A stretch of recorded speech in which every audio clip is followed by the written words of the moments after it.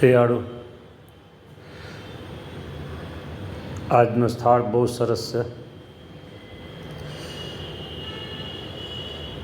થાળમાં તુરિયા છે, બટેકા છે અને કૂણા કૂણા પાન, મીઠા લીમડાના, સરગવાના ફૂલ અને સરગવાના કૂણા કૂણા પાન, આવી સરસ મજાના મિક્સ ભાજી બની છે. ભાખરી પણ સરસ છે, કાકડી સરસ છે, ગોળ સરસ છે, બધું જ સરસ છે, કોઈ બાકી કામ નથી. અને નાયરોબી આફ્રિકાના બારોટ જીતેન્દ્રભાઈ પ્રભુ આપને દર એકાદશી જમાડે છે.